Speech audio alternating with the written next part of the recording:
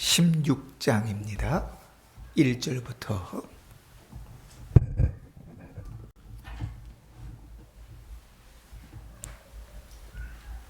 제가 봉독할 때 하나님의 음성을 들으시길 바랍니다. 누가복음 16장 1절로 13절입니다. 우리 한 절씩 교독합시다. 교독하십시다. 또한 제자들에게 이르시되 어떤 부자에게 청지기가 있는데 그가 주인의 소유를 낭비한다는 말이 그의 주인에게 들린지라. 내가 그에게 내가 보던 일을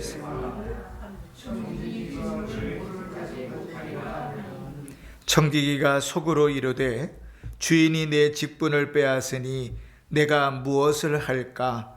땅을 파자니 힘이 없고 빌어먹자니 부끄럽구나.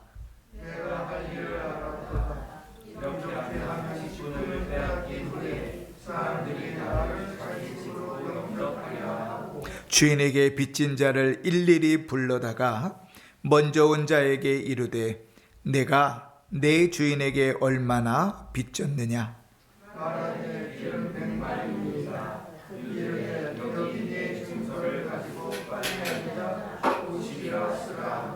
또 다른 이에게 이르되 너는 얼마나 빚졌느냐? 이르되 밀백석이니이다. 이르되 여기 내 증서를 가지고 80이라 쓰라 하였는지라. 주인이 옳지 않은 청지기가 이를 지혜있게 하였으므로 칭찬하였으니 이 세대의 아들들이 자기 시대에 있어서는 빛의 아들보다 더 지혜로우니라. 내가 너에게 말하노니 불의의 제물로 친구를 사귀라. 그리하면 그 제물이 없어질 때에 그들이 너희를 영주할 처소로 영접하리라. 지극히 작은 것에 충성된 자는 큰 것에도 충성되고 지극히 작은 것에 불의한 자는 큰 것에도 불의하리라. 너희가 만일 불의한 제물에도 충성하지 아니하면 누가 참된 것으로 너희에게 맡기겠느냐? 너희가 만일 남의 것에 충성하지 아니하면 누가 너희의 것을 너희에게 주겠느냐? 집 하인이 두 주인을 섬길 수 없나니 혹 이를 미워하고 저를 사랑하거나 혹 이를 중히 여기고 저를 경히 여길 것임이니라. 너희는 하나님과 재물을 겸하여 섬길 수 없느니라. 아멘. 한 주간도 평안하셨지요? 네, 우리 최영기 권사님 오랜만에 오셔서 너무 더 반갑고 또 몸이 아파서 또 못 나오시던 성도들이 함께 나와서 예배하니까 너무나 참 기쁘고 반갑습니다. 우리는 지난주에 누가복음 15장에 나오는 마지막 비유 중에 잃어버린 아들의 비유에서 또 다른 탕자인 큰아들에 대해서 살펴보며 은혜를 얻었습니다. 신앙이 있다고 생각하는데 사실은 구원받은 신자로서의 가치도 모르고 하나님을 사랑하지도 않고 그러니 주님이 기뻐하시는 일에는 관심이 없고 그저 인생을 사는데 내 하고 싶은 것, 내 원하는 것을 하며 사는 사람, 그 큰아들을 또 다른 탕자라 그랬습니다. 이 안에도 어쩌면 그런 사람이 같이 있을 줄 모릅니다. 신자이면서도 신자로서의 가치를 모르고 살고 주님을 사랑한다고 입으로는 얘기하면서도 정말 주님을 사랑하지는 않고 주님을 사랑하지 않으니 주님이 뭘 기뻐하시는지를 알아서 그 기뻐하시는 일들을 하며 살기보다는 내가 기쁘고 내가 즐거운 일을 합니다. 봉사를 해도 내가 기뻐서 하고 헌금을 드려도 내가 즐거워서 하는 것이지 하나님이 기뻐하시기 때문에 하는 일은 아니란 말이죠. 아버지와 한 집에 살고 아버지와 함께 있고 일을 하면서도 여전히 탕자였던 큰아들 같이 혹 우리는 그런 탕자는 아닌가? 예수님은 그 당시에 모였던 바리새인들과 서기관들을 향해서 하신 말씀이지만 성경을 하나님의 말씀으로 들고 있는 우리에게는 신자인 우리가 또 다른 탕자가 아닌가 우리 자신을 돌아보며 기도하게 되는 한 주간이었습니다. 오늘 이제 누가복음 16장으로 이어집니다. 15장에서 말씀하셨던 그 자리에서 예수님께서 이 16장의 말씀도 하셨다. 그렇게 많은 학자들은 생각합니다. 약간 다른 것이 있다면 잃어버린 자의 비유들을 누구 들으라고 하셨어요? 바리새인과 서기관들을 향해서. 그지요?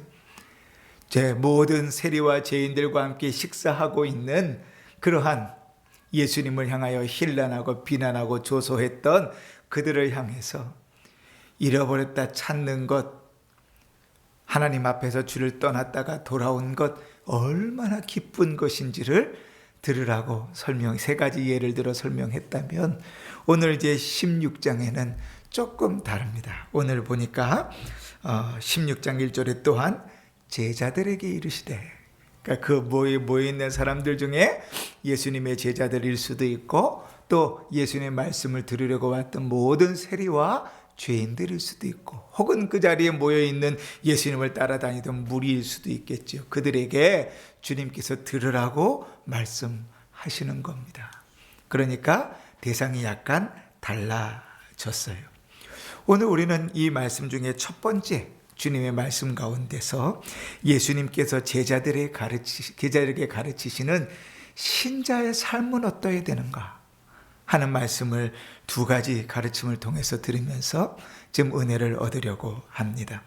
첫 번째는 뭐냐? 신자는 준비하는 자로 살아야 된다는 것입니다.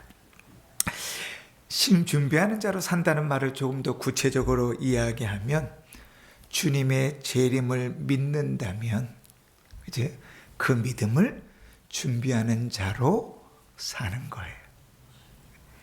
재림을 바라보는 성도가 이 세상을 살 때 지혜롭게 재림을 기대하며 사는 것은 당연한 일입니다. 근데 예수님께서 그것을 옳지 않은 청지기의 비유를 들어서 설명하고 계세요. 그런데 이 비유가요, 신약 성경에 나온 예수님의 말씀들 중에 참 해석하기가 어려운 내용입니다. 이게 이 얘기하는 거야, 저 얘기하는 거야, 정신을 바짝 차리지 않으면 예수님께서 지금 뭐 얘기하려고 하는지를 까먹게 돼요. 그래서 예수님의 이 비유를 좀 이해하려면 먼저 당시의 사회의 배경을 좀 이해해야 됩니다. 우리하고는 완전히 다른 시대이니까요. 당시에는 주인이 큰 부자면 청지기가 있었습니다. 우리로 따지면 우리 옛날에는 뭐라고 불렀냐면 집사라고 불렀어요. 그 옛날 양반집, 우리 목사님이나 사모님이나 우리 권사님이나 혹시 옛날에 부모님이 잘 사셨다면 어쩌면 그 집에 이제 일하는 사람들도 있고, 그 일하는 사람들을 부리는, 그죠? 가장 우두머리라고 생각하면 좋겠죠. 집사. 성경에는 그 사람은 청지기라 그럽니다. 당시에는 청지기가 있었습니다. 이 청지기는 노예나 종이 아니었습니다. 나이도 좀 있어야 했겠지만 이 청지기는 집안 전체의 살림을 다 꾸려가야 되기 때문에 어느 정도의 지식도 있어야 됐고 사람을 부릴 줄도 알아야 됐습니다. 그래서 이 사람은 노예나 종이 아니라 재산을 관리하기 위해서 고용된 직원과 같은 사람이었어요. 그런데 우리의 직원하고는 좀 달라요. 물론 역할은 그 주인의 재산을 잘 유지하고 관리해서 주인의 재산을 늘려주는 것이 그 집사의 역할이지만, 당시에는 이 청지기는 주인의 가족처럼 여겨졌어요.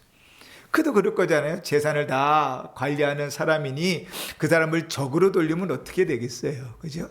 가족처럼 여겼어요. 그리고 그 채무에 대해서는 주인의 전권을 위임받은 사람이었습니다.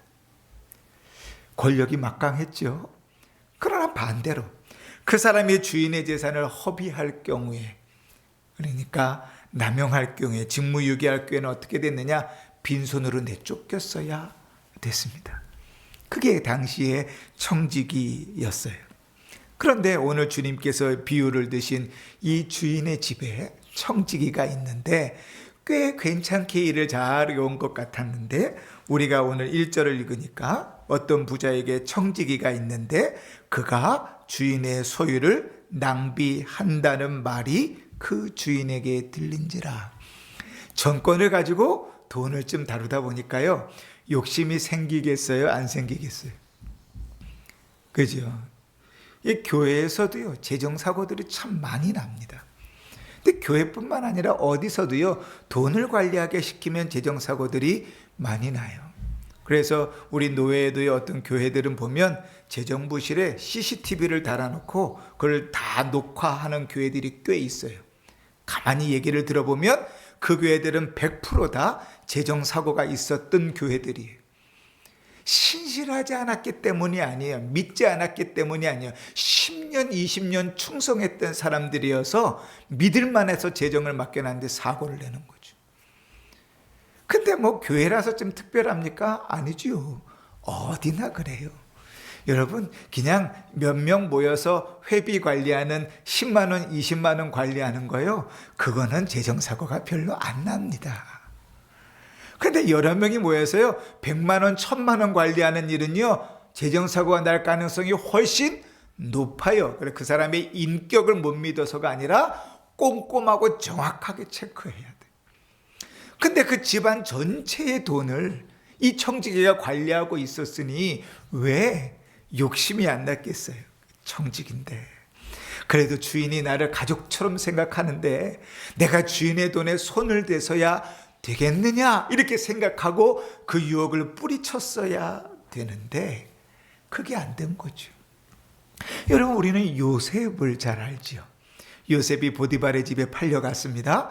보디발의 집에 어린 종이었는데도 불구하고 보디발이 보기에도 하나님이 그와 함께 하신다라고 인정할 정도로 그에게 맡기는 일들은 너무 다 잘 되는 거예요.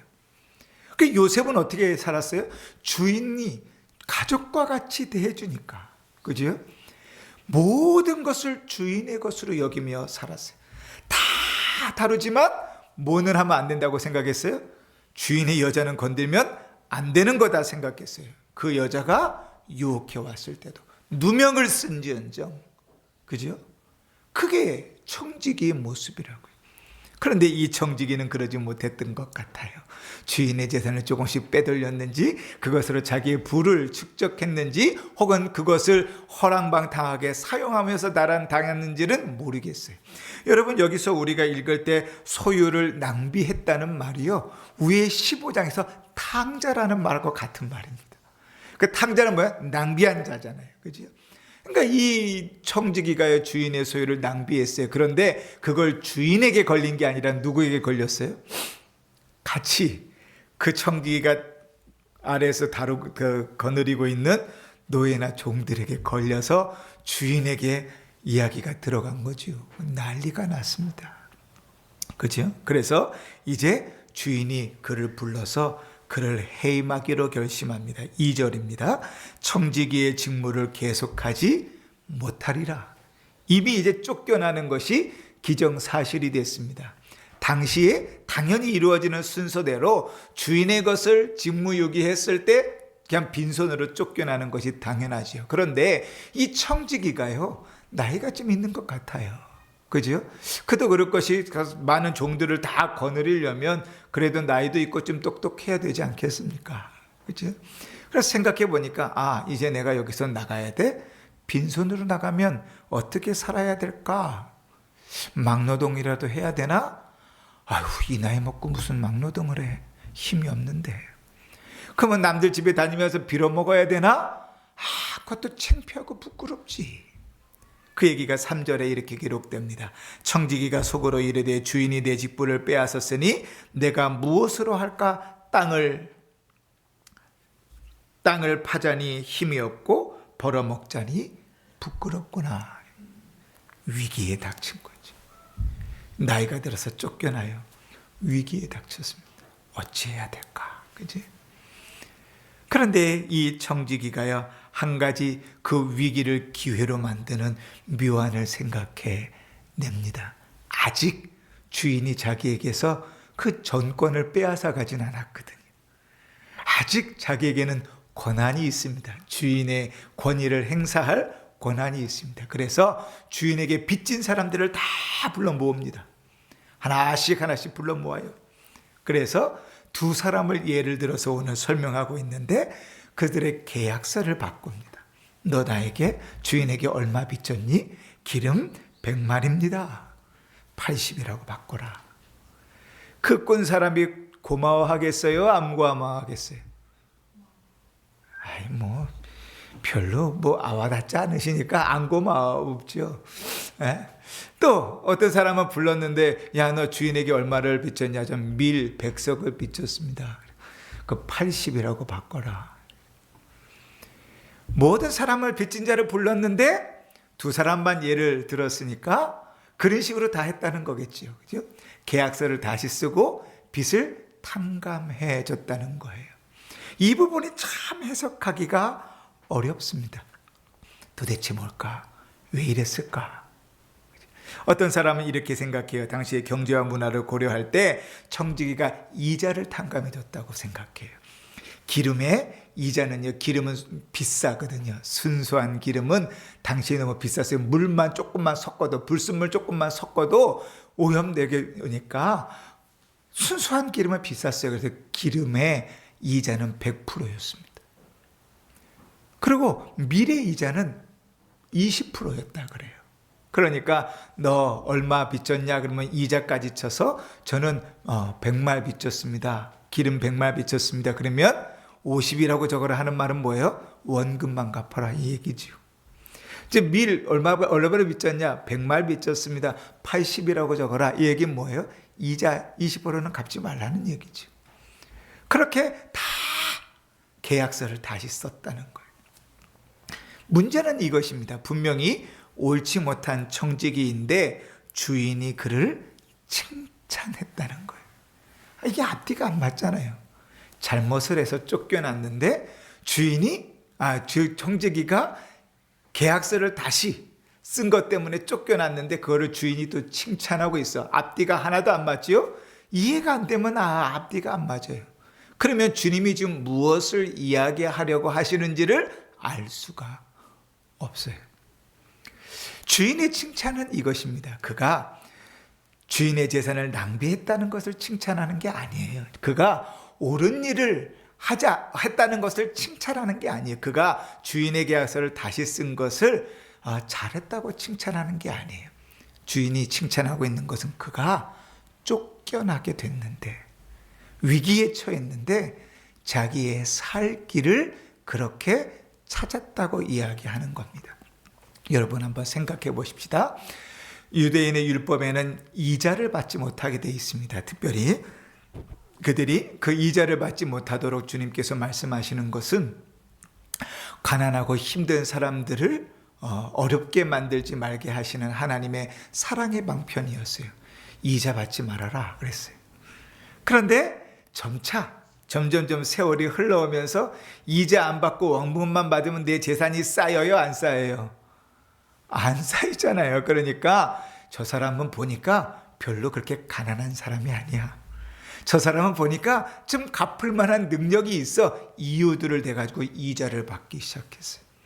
사회도 그렇게 흘러갑니다. 그러니까 기름은 100%에 또 밀은 20%의 이자들을 받는 거예요. 그런데 그 이자들을 탕감해줘요. 그래서 주인이 그 나가는 청지기, 옳지 않은 청지기를 불러서 너 왜 이렇게 했어? 라고 이야기하면 주인은 뭐가 돼요? 이자를 받아먹는 파렴치한 유대인이 되죠. 또 이렇게도 생각해 볼까요? 당시에는요, 요즘처럼 농업 기술이 많이 발전한 게 아니니까 농업이라는 것은 대부분 기후에 좌지우지 됐잖아요. 이 작년에 어려워서 기름을 좀 껐는데, 작년에 어려워서 밀을 좀 껐는데 올해는 좀 더 어려워서 못 거두는 때가 있잖아요. 그러면 어떻게 해요?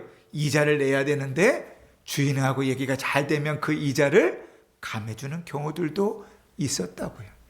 이 상황이 어떤 상황에 놓여 있는지 모르겠어요. 그러나 청지기가 했던 일을 번복하려고 하면 주인에게 해가 되는 건 사실인 것 같아요. 그렇지? 그러니 주인은 요놈 봐라, 참 똑똑하네, 이렇게 생각했던 거예요. 칭찬한 게 아닙니다. 여러분, 한 가지 예를 한번 더 들어볼까요? 우리가 뉴스를 보면 뭐 몇 년에 걸쳐 개발한 프로그램, 뭐 몇 년 동안 공들여서 만든 뭐라 그러죠? 그 금고 뭐 이런 얘기들 나오잖아요. 그런데 기상천외한 방법으로 그것을 또 털어서 훔쳐가는 사람들 있죠. 그죠? 그 어떻게 훔쳐갔는가 내용들이 쫙 신문이나 뉴스에 다 공개가 되면 우리는 뭐라고 그래요? 참 사람들 똑똑하네. 야, 어떻게 저렇게 해내지? 그렇게 얘기하잖아요. 그죠? 아무리 몇 년 동안 프로그램을 만들어도 용산에서 일주일 내지 한 달이면 다 푼다면서요. 그죠? 얼마나 사람들이 똑똑해요. 그 똑똑하다는 것이 그들이 잘한다는 칭찬입니까? 아니죠. 그냥 그들이 그렇게 했다는 것이죠. 마찬가지로 주인이 얘기하는 건 그런 거예요. 그러면 주님께서 이야기하고 싶은 건 뭔가? 이 청지기가 자기의 일이 끝날 것을, 쫓겨날 위기를 막쳤을 때 위기를 인식하고 자기가 할 수 있는 것을 최대한 사용해서 지혜롭게 살았다는 거예요. 그러면서 주님 이렇게 얘기하세요. 9절 말씀에 내가 너에게 말하노니 불의의 제물로 친구를 사귀라. 그리하면 그 제물이 없어질 때에 그들이 너희를 영주할 처소로 영접하리라. 이렇게 말씀하십니다. 불의한 제물이라는 말은 그가 잘못해서 죄를 지어서 혹은 나쁜 일로 돈을 벌었다는 이야기하기보다 재물, 그냥 이 세상의 돈이라고 생각하면 좋을 것 같습니다. 주님의 말씀을 적용하는 데 있어서는 물질뿐만 아니라 우리에게 주어져 있는 이 세상을 살아가면서 하나님이 허락하신 모든 것이라고 봐도 좋을 것 같아요. 그것으로 뭘 하라고요? 친구를 사귀라고요. 1차적으로 친구를 사귀라는 것은 우리에게 주어진 물질로, 우리에게 주어진 것들로 주의 복음을 전하고 영혼들을 구원하는 일들을 힘쓰라는 말입니다. 그러나 주님께서 이야기하시는 본질과 관계에서 생각해 보면 주님의 재림을 믿는 자라면 주께서 우리에게 허락하신 것들로 살아가는 삶이 그 재림을 인식하고 기억하고 살아가는 삶으로 살아야 된다고 말씀하시는 거예요. 우리에게 주어진 삶들은 늘 시한부의 삶입니다. 주님이 언제 오실지 모르거든요. 그런데 주님께서 언제 오실지 모른다는 것을 성경은 도둑같이 임한다고 얘기하지만 우리는 불신이 충만해가지고요, 주님은 오시지 않는다고 생각해요. 이 예배의 자리에 주님은 안 오신다고 생각합니다.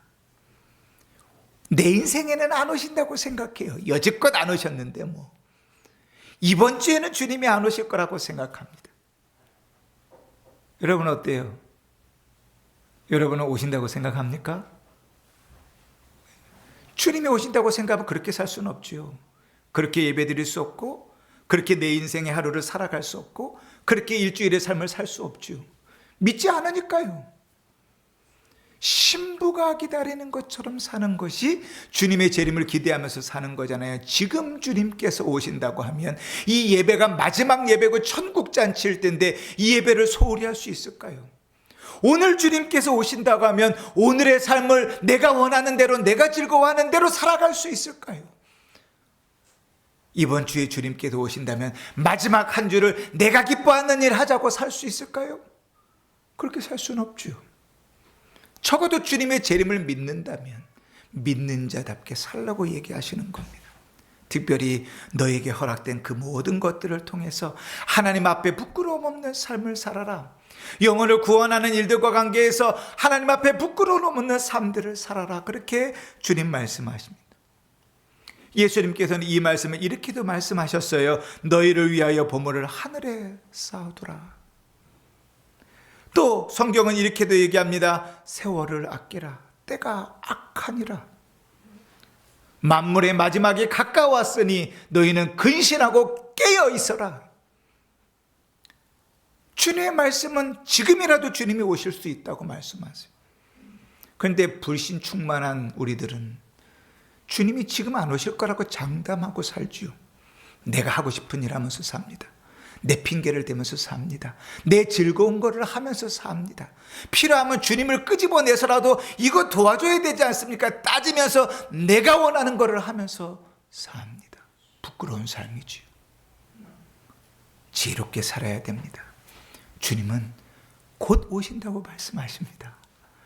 그 마지막에 가까움을 안다면 이 쫓겨날 나를 눈앞에 두고 지혜롭게 살았던 청지기처럼 우리에게 주어진 삶들을 그렇게 지혜롭게 살라고 주님 가르치시는 겁니다. 두 번째 주님께서 가르치시는 건 뭔가 하면 신자는 충성되이 살아야 된다는 거예요. 게으르게 살지 말라는 말입니다. 여러분, 충성되이 살려고 하면 한 가지가 명확해야 됩니다. 내 주인이 누군가. 그렇지? 그래서 주님은 이 말씀의 마지막을 이렇게 정리하세요. 13절에 집 하인이 두 주인을 섬길 수 없다. 그렇게 말합니다. 그래, 주인이 둘이면 충성할 수 없어요. 그럼 주인이 누군가? 여러분, 이 청지기는 주인에게 돈을 받고 주인의 재산을 불려주는 사람이었습니다. 그러니 이 청지기의 주인은 누구예요? 자기에게 돈을 주는 사람이죠. 그런데 그가 주인의 돈을 낭비하고 횡령했습니다. 그러면 사실 이 청지기의 진짜 주인은 누구냐면 돈이에요. 자기를 고용한 주인이 아니라 자기가 믿고 따르는 돈이에요. 그러니 주인의 돈을 내 것처럼 낭비하면서 살죠. 근데 우리가 이 땅을 살면서 우리도 역시 그렇게 삽니다. 하나님을 주인이라고 하고 주님을 예배하고 주님께 주님 여러 개 얘기하지만 돈 앞엔 장사가 없어요. 돈 앞엔 주일도 내놓고 돈 앞엔 신앙도 내놓고 돈 앞엔 기도도 멈추고 돈 앞엔 예배도 멈추고 돈 앞엔 믿음으로 사는 일들도 보류해가면서 신앙인인 척하지만 사실은 누가 주인이에요? 돈이 주인이에요. 때로는요, 건강이 주인인 사람들도 있습니다. 주님이 다 주시는 은혜로 산다고 주님이 부르시면 가는 거라고 아무리 얘기하지만 건강에 문제가 생기면 주님이 그 뭐고 다 필요 없죠. 그게 주인이니 그것만 따라가는 거예요. 건강하다만 모든 것을 먹고 건강하다만 무슨 일을 하고 건강하다만 모든 일을 멈추는 게 인간이지요. 그게 신이지요. 내가 만든 신. 근데 주인이 명확하지 않으면 충성하는 일이 헛됩니다. 주인이 돈이면 거기에 죽도록 충성합니다. 하루에 2탕, 3탕, 4탕도 뛰고 돈 되는 일이라면 모든 일도 하고 주일도 빼먹고 예배도 빼먹고 기도도 빼먹고 다 빼먹지만 돈 버는 일은 열심히 하죠. 왜요? 주인이 돈이니까 거기에 충성하는 거. 건강이 돈이면 주일날 예배는 안 드려도 산에도 가야 되고 건강을 위해서 먹을 것도 먹어야 되고 열심히 충성합니다. 내 신이, 내 주인이 건강이니까. 여러분, 주인은 누구입니까? 이 청지기의 주인은 돈이었어요. 근데 주님께서 이렇게 말씀하십니다. 돈은 주인이 아니라는 거예요. 그거는 아주 작은 것일 뿐이다. 그건 네 것도 아니다. 그것은 이 땅의 것이라고 얘기하세요. 그래서 주님이 3번을 반복해서 이렇게 얘기하십니다. 10절에 주님은 그것을 지극히 작은 것이라고 말합니다. 11절에 주님은 하늘에 참된 것을 누리기 위한 준비라고 말합니다. 주님은 12절에 그것은 남의 것이라고 얘기해요. 그건 충성할 것이 아니에요. 그럼 어디에 충성해야 됩니까? 주님께 충성해야죠. 참된 주인에게 충성해야죠. 나를 지으신 이에게 충성해야죠. 나를 구원하신 이에게 충성해야죠. 나의 인생을 책임지시는 이에게 충성해야죠. 나의 참 주인이신 하나님께 충성해야죠. 신자의 삶은 그렇게 충성하고 사는 삶이에요. 여러분, 충성하고 사는 삶에 착각하지 마십시오. 때로는요, 내 삶을, 내 생각을 내려놓는 게 충성이에요. 여러분, 회사에 충성하는 사람들이 있어요. 그지요? 직장에 충성하는 사람들이, 요즘은 그런 사람들이 별로 없을지 모르겠어요. 근데 옛날에 평생 직장이었으니까요, 회사에 충성해요. 주말에도 일 시키면 나오고요, 10시, 11시에도 야근 한번 해야 돼요. 회사에 충성해요. 그렇게 충성하면 뭐가 없어지는지 알아요? 내 가족이 없어져요. 내 삶이 없어져요. 내 여유가 없어져요. 충성한다는 것은 내 것을 내려놓았을 때 이루어지는 거예요. 충성한다는 것은 자기를 부인할 때 이루어지는 거예요. 주님께서 그 충성을 우리에게 요구하세요. 신자는 충성하며 살아야 돼요. 왜요? 내 목숨을 건지신 분이니까. 신자는 충성하면서 살아야 됩니다. 왜요? 내 인생을 책임지시는 분이니까. 그래서 성경에는 맡은 자들에게 구할 것은 충성이라 그랬어요. 직분이 맡겨지면 충성해야 돼요. 내 것을 내려놓고 충성해야 돼요.